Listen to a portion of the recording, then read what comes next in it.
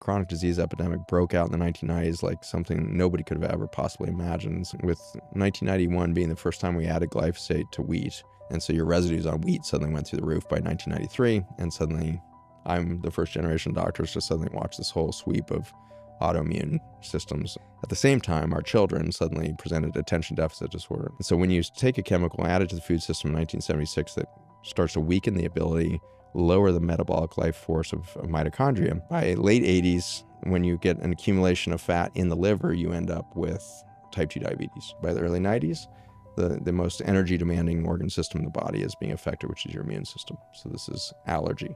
Suddenly kids are not allergic to peanuts, they're allergic to just about everything you can think of. By mid-90s, you see this explosion of autoimmune disease. And so this is where the immune system is so reactive against everything you're eating, breathing, etc. Suddenly you become reactive to everything. And so your own organ system becomes your enemy.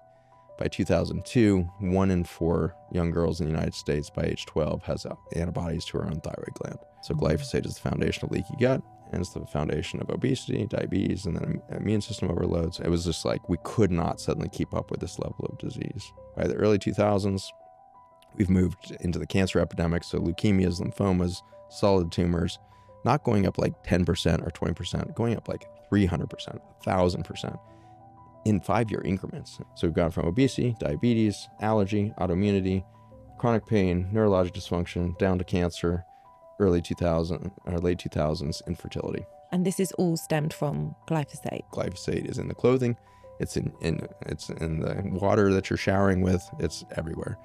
We're currently using 2 billion kilograms of glyphosate a year on the planet. Wow. And so after infertility, there's one more step as you lower the metabolism of a species, and that's loss of gender.